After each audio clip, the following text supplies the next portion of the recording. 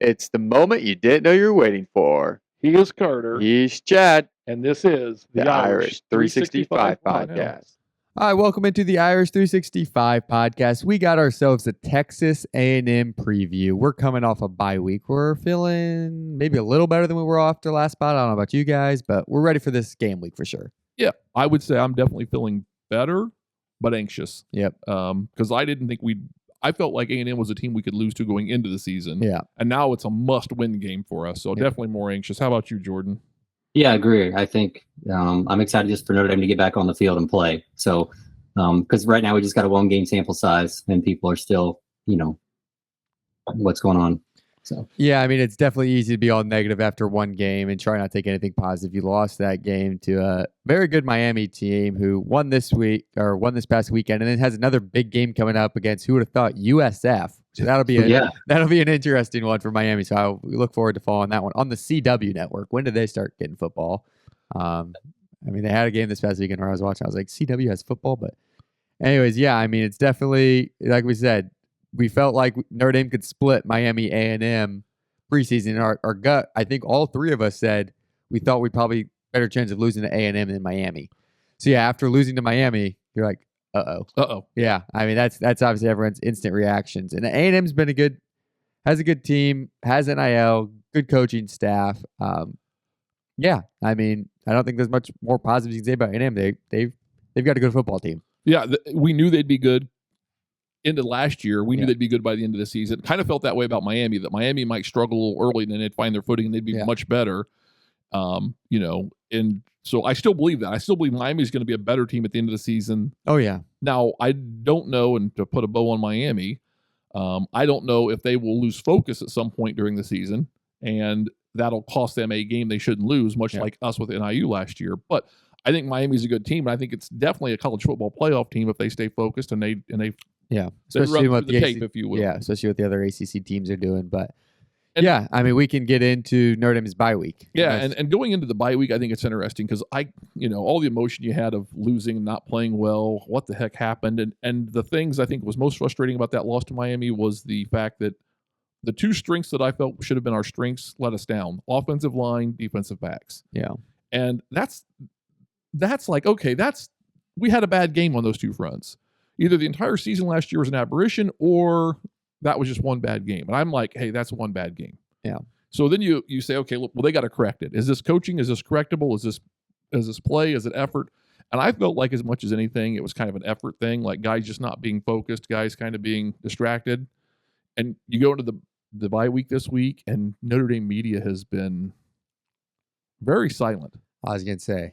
Yeah. Not a whole lot of action coming out, which you kind of thought could be loud after a week one loss like that, right? Yeah, no, but I think it's good. It's circle the troops, get everybody together. We got one mission, one goal, get everybody focused. I think that's got to be that has to be what Marcus Freeman's doing. I don't know that's what he's doing, but that has to be what he's doing, is gathering everybody together and saying, backs against the wall, us against the world now. We got to roll. And that could be a good thing. That could be much like the Purdue. We could come out against A&M much like we came out against Purdue last year. Or we may come out and struggle. I don't know. I'm going to be nervous all day Saturday walking around campus until that ball kicks off. I don't feel. I felt confident this time last week or 2 weeks ago going into Miami, like we're going to win. We're going to win big. Yeah. I don't have that confidence going into this game. I'm going to be a little nervous. So. Yeah. I mean, it's just one of those things where you want to have all this optimism for this game, right? Like home opener. Another big opponent coming in. Crowd's going to be into the game. I just think about that last home game we had against IU where the crowd was just rocking. It's another night game. It's not supposed to be murdering hot this weekend in South Bend. High 70s, low 80s. It's going to be beautiful. But yeah, Notre Dame hasn't looked great in home openers under Marcus Freeman. Coming off a loss where the defense doesn't look as great. Can the O-line block an SEC defensive front? Oh, well, I guess we're going to have to find out, right? That'll be the interesting thing, and that'll be the challenge. And I think, if you've watched any of the A&M last couple of weeks, we can start getting into A&M, I guess. Yep. Unless we want to talk about the lack of noise coming out of South Bend a little longer, because we did talk about this off air, but we'll talk about it now, I guess. The whole Shane Gillis, Luke Bryant concert going on, and you're not seeing anything posted related to Notre Dame players. Yeah, I did on not. social. Like, they're not popping up anywhere, and it's like, well, that's kind of interesting. Yeah, I didn't see anyone pop up on stage. I saw maybe one or two players post pictures at the concert, but I definitely wasn't one of those things where you saw every guy in a suite and They're definitely low key yep. focused on. I hope they're focused on A&M. Yep. Is what we're seeing. Yeah. So I mean, I don't care if they went to the concert, but it's just interesting you're not seeing them all post. They're definitely trying to lay low, and you know what I mean. Like if they went to the concert, they have the day off, good for them. But it's just one of those things where you don't see a bunch of them posting about it. Definitely trying to blend in, stay under the radar right now. It seems like, in my opinion. Yeah, as a 18 to 20-year-old kid, if you're at a big show like that, putting on your Instagram, yeah, it's your pretty common. Whatever, it's life. It's not anything distraction. It's life, and they're not doing that. Says, okay, yeah, maybe I'm reading too much into that, but to me, it's we're focused. So at least I hope that's my hope. You know, give me hope. Yep, it's the hope that kills you, but at least give me hope. True that. Thanks, Ted. All right, so yeah, A&M. I think that's a heck of a challenge, and I guess we watched some of A&M. I know Jordan, you and I did for sure. Carter didn't get to watch much yesterday, this weekend, I should say. But my takeaway from A&M, if I was going to sum them up real quick, and what little I've done research on A&M, you know, the good team, a lot of good things going on, building on last year. I'm a huge fan of Elko, but this is a more talented. You go back to Duke when they had Riley Leonard and almost beat Notre Dame. This is a more talented version of that Duke team in the style of play, and the way they're gonna come at us. So I think that makes them a very dangerous, very scary team on a lot of different fronts. So what's your take on them, Jordan? Yeah, I think Marcel Reed kind of took over midway through the season last year, kind of full time. So them having a whole off season to kind of help grow. Kind of like you said. And then when we did kind of the preview show with their team, I had them as a run-heavy team that I didn't think they would pass very much. And, man, that was completely wrong. Their narrative the last 2 weeks has been and they've got great backs. Well, yes, that's the crazy part. And I'm like, that's what makes them scary is they're really good right now throwing the ball, and they have good running backs. They just haven't really had to utilize them yet. So, and I don't know if that's just due to their opponents yet. Not to say anything that UTSA or Utah State, but still, I don't think they've been challenged, so they've been able to throw the ball. Yeah, those teams don't have the depth of athlete that they're going to get into in the SEC season, but A&M's averaging 5 yards a carry as a team. Yeah. Now, their quarterback's a mobile quarterback, and I think he's averaging like 7 yards a carry or something ridiculous. He's averaging 5.8 after yesterday, but yeah, I mean, he's their leading rusher. 18 carries, 105 yards, 5.8 yards per carry, 24-yard long, and only one rushing. But it's also a thing where I'm like, all right, is A&M want to rely on the run more, but knew those first 2 weeks they could pass the ball on their teams, get the receivers confident, not show necessarily what they want to show for the rest of the SEC and maybe Notre Dame those first 2 weeks? Well, or is it just game plan? This is the way we can beat this team. This is what we're going to do. Yeah. And again, I think they got the mobile quarterback who's pretty good throwing the ball. So that makes him dual threat and that makes him dangerous. So anyway, I guess what do we think? What do we think at this point from the A&M perspective? What do we think their game plan is going to be to get View? And that's what I don't know. And I'm curious you guys' thoughts. Yeah, I think Marcel Reed, 41 for 62 this year, 509 yards, 66% completion rate, and 8.2 yards. A completion for him is just, he's had a hot start to this year. I think obviously not having two mainstream opponents has kind of hurt him. Like this dude's been balling, but he got shaken up at the end of that last game. Didn't come back in the game. Elkos came out and said he's fine. He's good to play.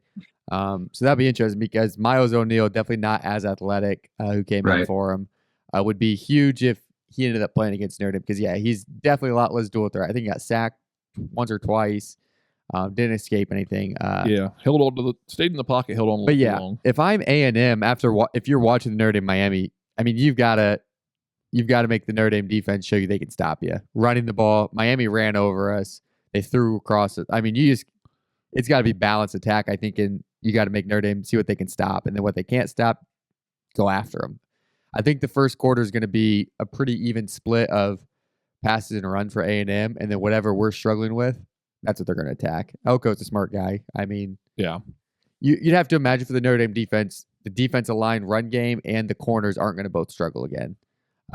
Now, will the corners struggle because the defensive line can't get home? Could happen. You're relying on them. But I think the corners are going to be better, but that doesn't mean Marcel Reed can't just go scramble if we got good coverage downfield for not getting pressure on him. Yeah, so I wrote down a couple points. Is Marcel Reed throwing to playmakers in space. That's kind of what they want to do. They want to get the ball out. And it's a small sample size once again with the Miami, but when they did those bunch of receivers and they kind of got a guy out and open and got him the ball, that's what I think Texas A&M is going to do, because they got 3 guys that can take the top off. And that was the other point, is they can hit home runs pretty easily, and they've done that. They've had some really long touchdowns.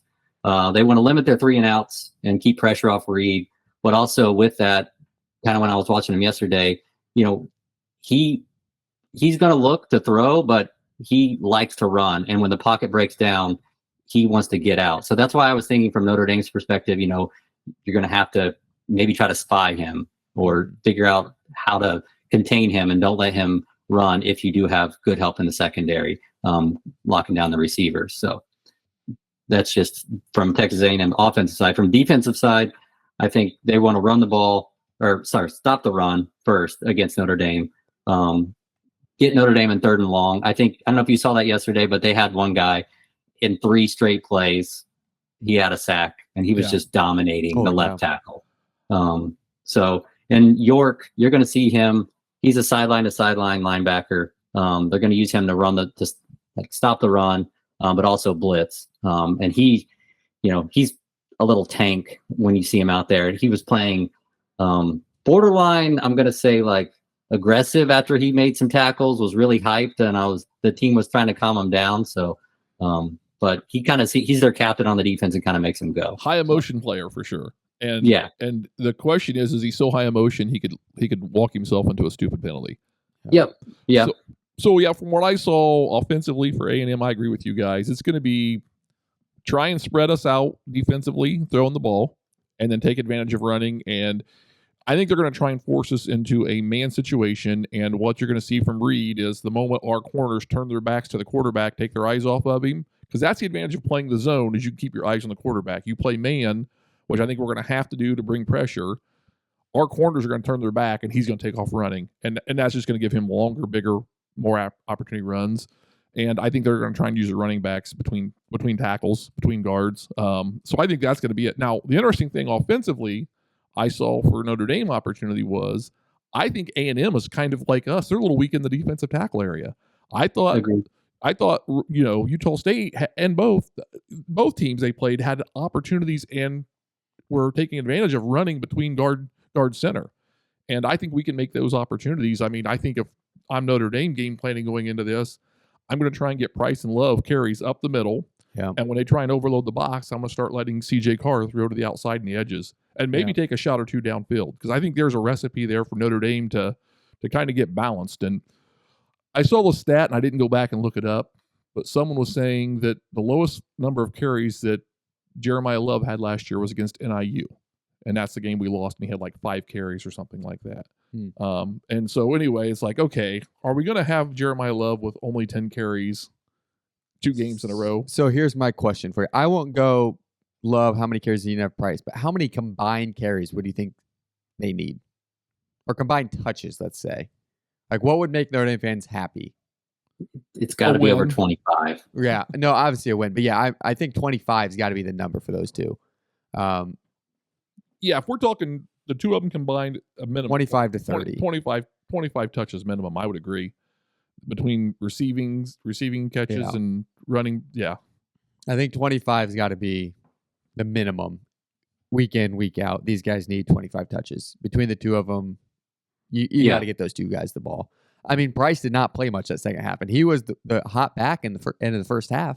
Yeah. So, yeah, I mean, and they both scored, I believe, last year against A&M, if I remember correctly. Yes. They both played pretty well. And I think Price had the run where kind of up the middle, then bounced it outside and went. I mean, it wasn't a sweep around the end. It was a... Yeah. I mean, yeah.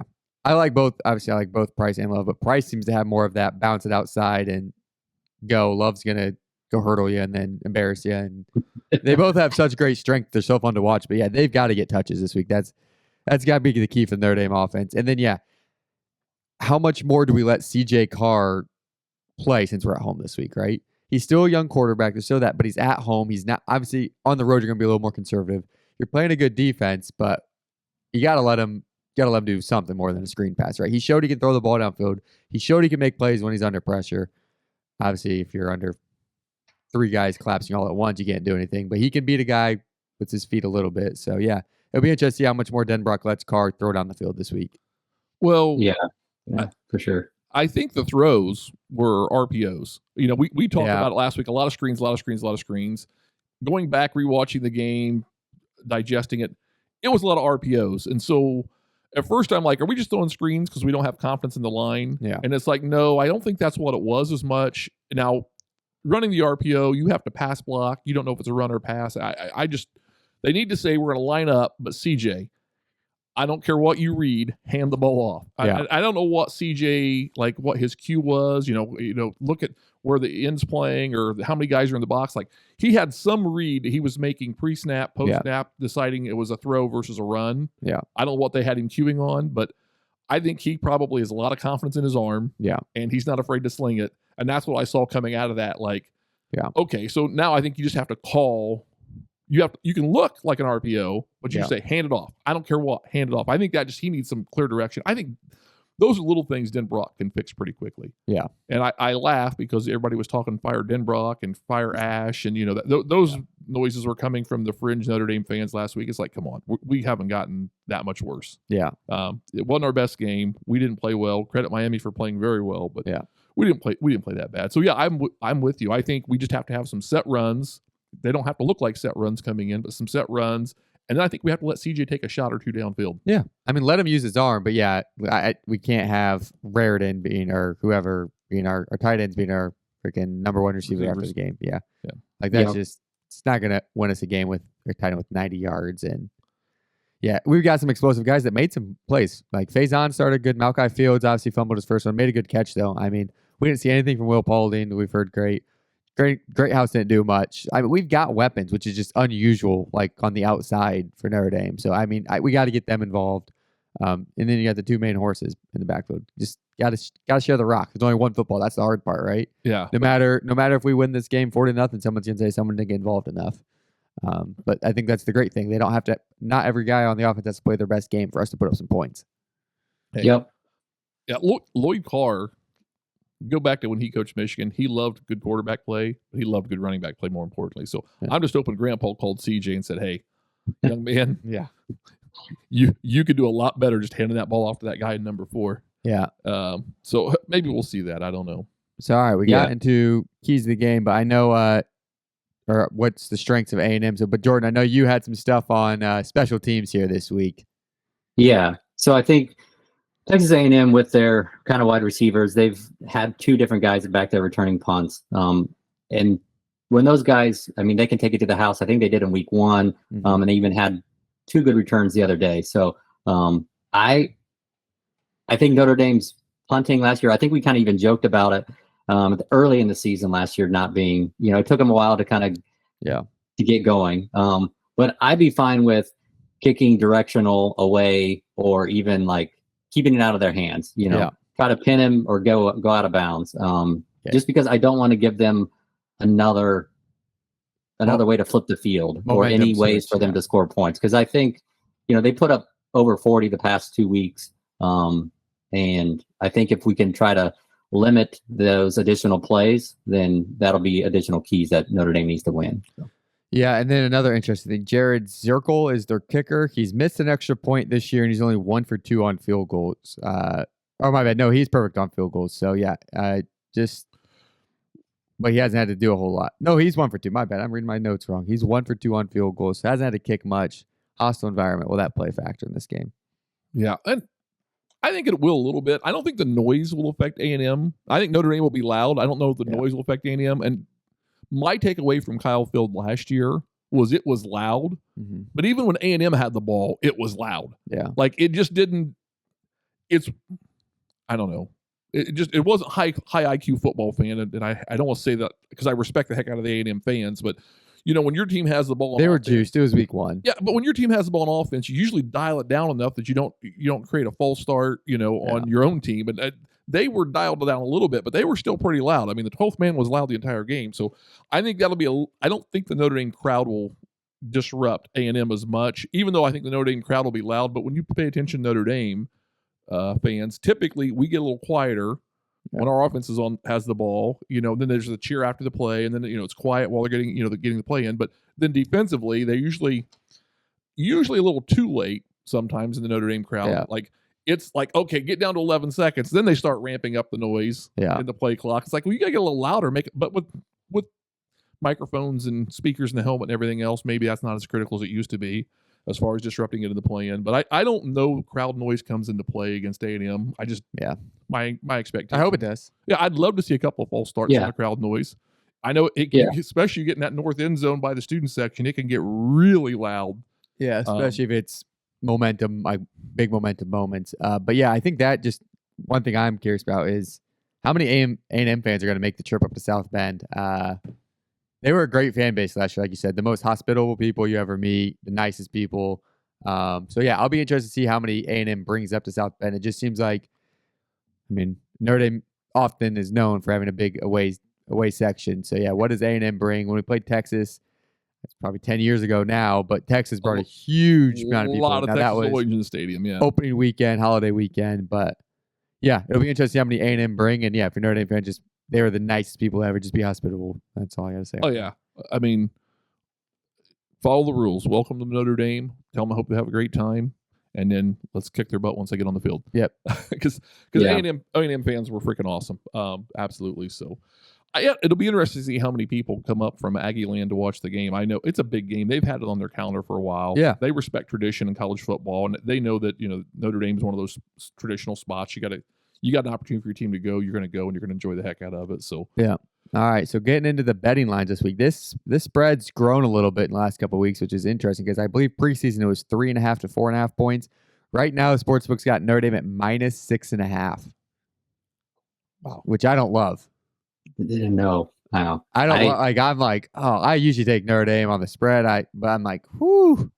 I do not love, I'm tempted. I won't do it. But if I was going to bet on this one, I'd probably take A&M 6.5. And I think Notre Dame wins. We'll get into score prediction. Or just the money line. Yeah, but the money line's probably, it's trash. But yeah, I would say not worth what I'd be going for there.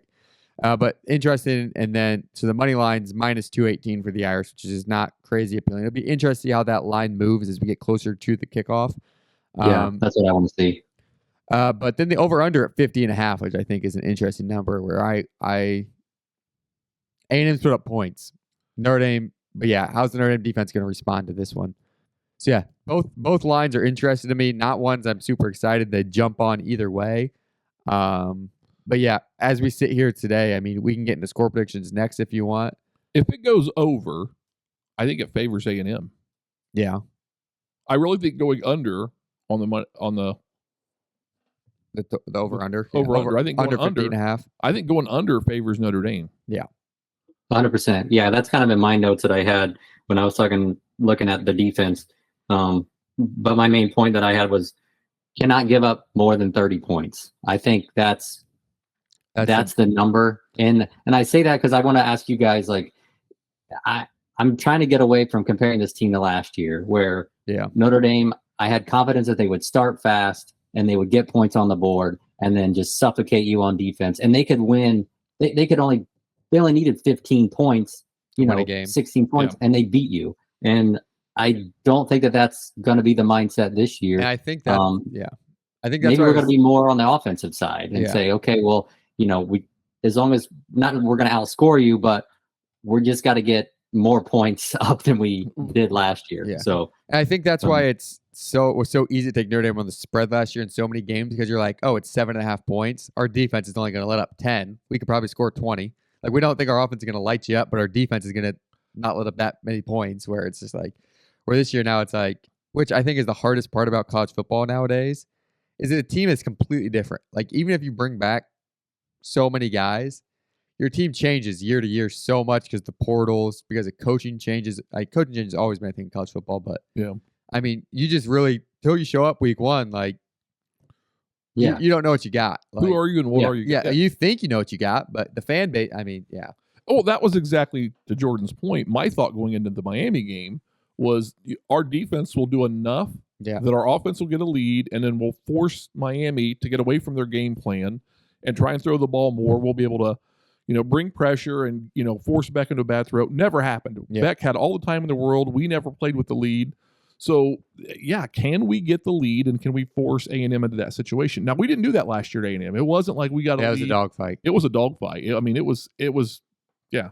And I think this is going to be another rock fight. I thought Miami would be a rock fight in the first half, and then it'd break open second half, but it didn't. Yep.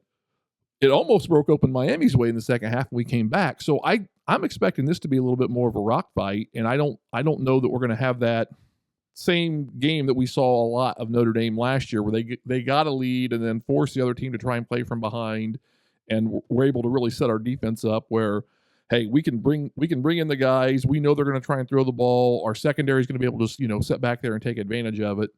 I don't see that being the game plan in this one. I think it's going to be, okay, we've got to be sound, disciplined, somewhere between playing good, solid defense, but also being able to protect that mobile quarterback, that threat. And do we take KVA? Do we take him, or do we take Asbury and say, okay, you're going to be spy at this point? Do we set up a spy on the quarterback and say, this guy's a runner and he's really dangerous when he runs. We need an athlete to just track him down. So, because Kingston, I think, was one of the bright spots defensively. We talked about Drake not really showing up last against Miami, but Kingston showed up. He was flying around making plays. So I think we got to set up somewhere in that spy situation defensively as well. And I think if we do that, we can keep A&M to low output compared to what they've had the first 2 weeks. We're going to put up some numbers, right? Like, it's just one of those, you don't feel like you're going to hold them on 100 yards by any means. But, South Bend but don't break is going to be in full effect, I think, this weekend. 100%. And what can the offense not turn the ball over again? Obviously, one turnover last week. Defense forced no turnovers. Do we see in a situation where Notre Dame 2 turnovers last week? 2 turnovers, yes. The fumble and then the interception, yes. Yeah. So Notre Dame lost a turnover by 2-0. Is there any chance Notre Dame defense doesn't pick up a turnover this week?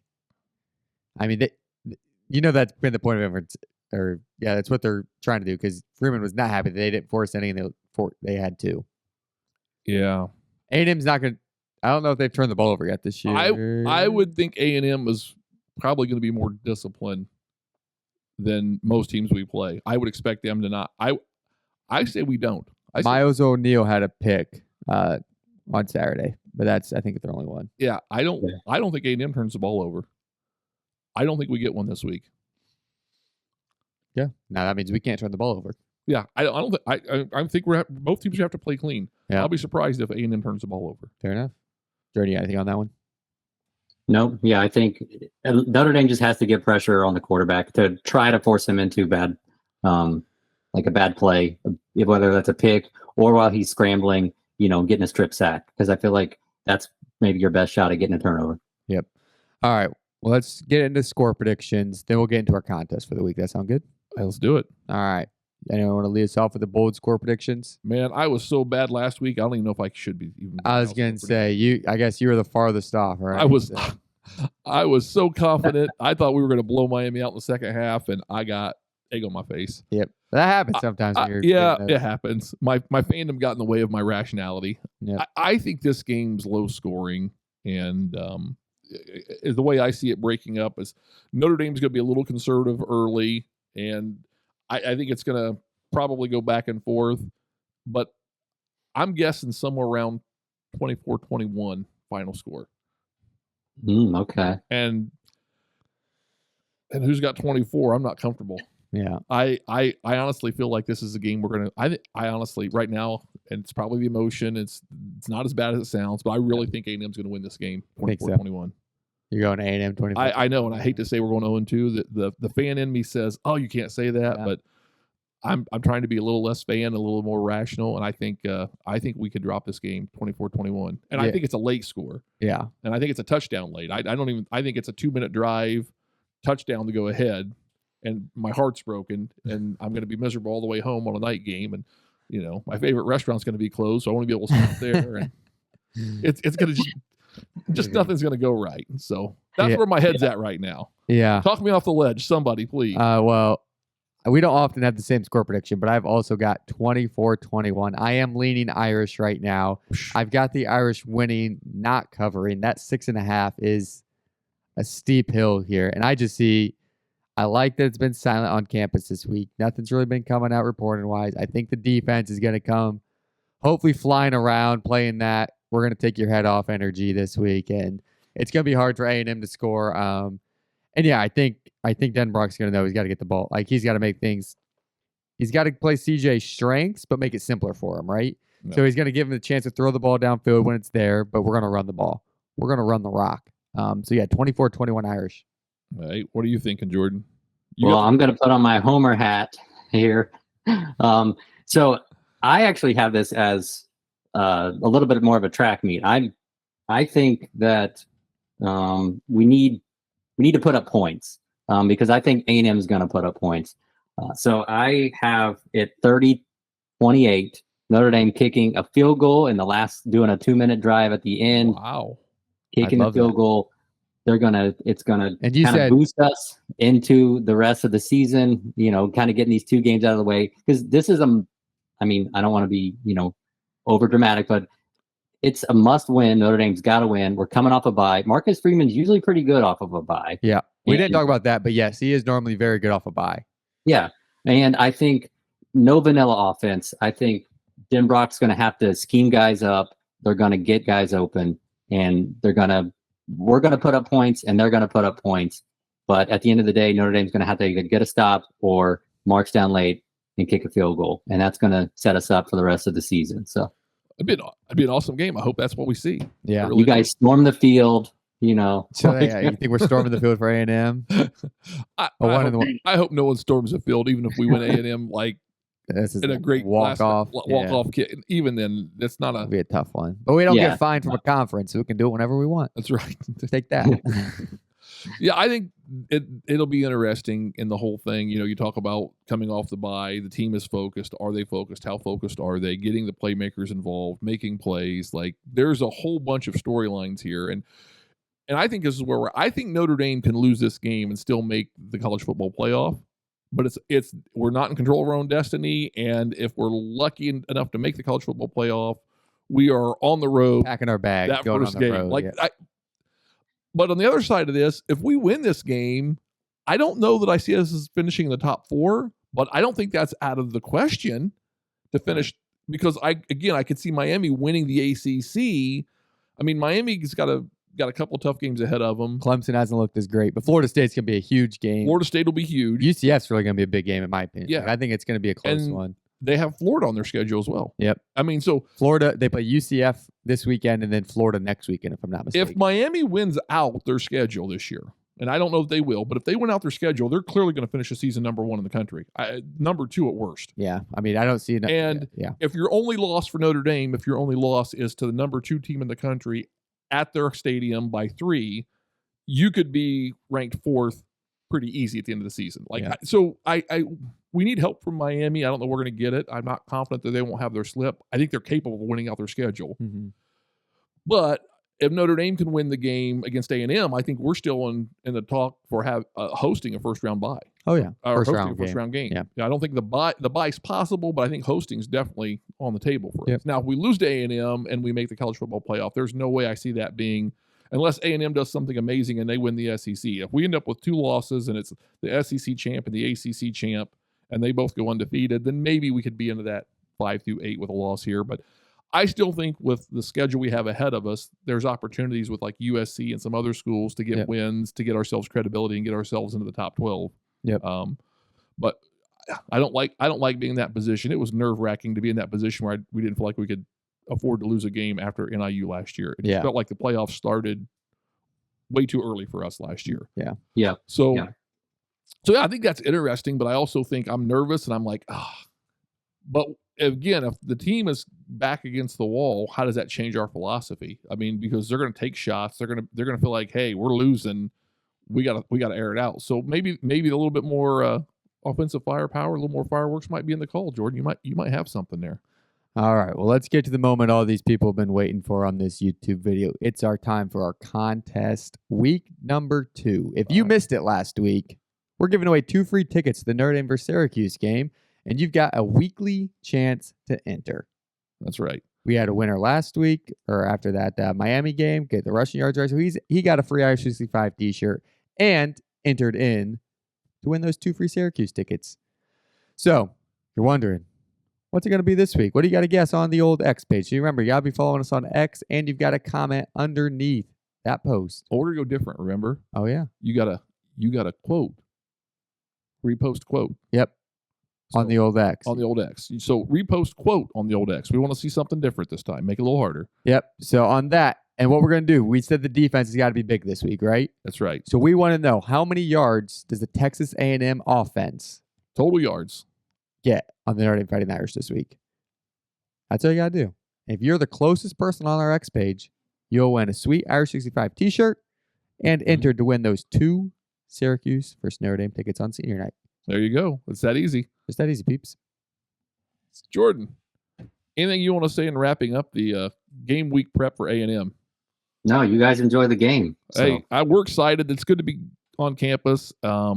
I'm looking. It's a night game. The atmosphere is always good.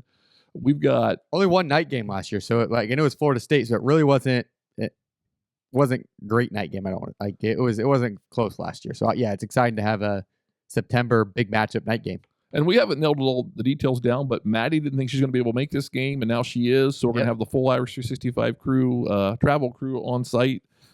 We've got some friends that are going up with us, and we're going to meet some friends up there on campus. So it ought to be a great atmosphere. I'm going to be nervous and a little, stomach's going to be gun shy. Yeah, stomach's going to be feeling. I'm not playing, but I'm going to feel like I'm going to feel like I'm in that. I got a game tonight mode, which it's good for my old bones to feel that way every now and then. So yeah, I'm excited about it. So it ought to be good. It ought to be a lot of just jitters, but the atmosphere should be good. Yeah. I expect the A&M crowd to be fairly large. I really do, which will be a lot of fun.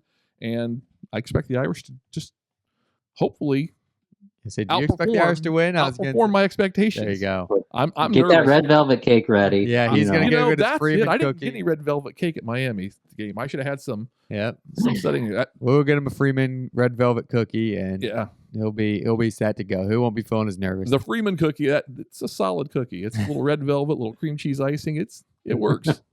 That's a good call, Jordan. We didn't even think about that last week. Yeah, we missed that. So that's probably what we need to get going again. We need the lucky red velvet. Need something going there. There we go. We'll get on that. Yeah. All right. Well, that kind of wraps it up. We're running out of time here, so apologize to Coach Freeman. We didn't get him on this week. It's good to stay quiet, though, Coach. You've been doing good. They're staying under the radar, and I like it. All right. Sorry, Coach. Maybe next week, though, right? All right. Let's get ready. Let's go Irish. Go Irish. Go Irish. We hope you enjoyed this episode of the Irish 365 podcast. You can find us wherever you get your podcast. We are on YouTube, X, Instagram, and Facebook. Just search for Irish 365 Pod. And you can always reach us at our email, irish365pod@gmail.com. Good night. And God bless.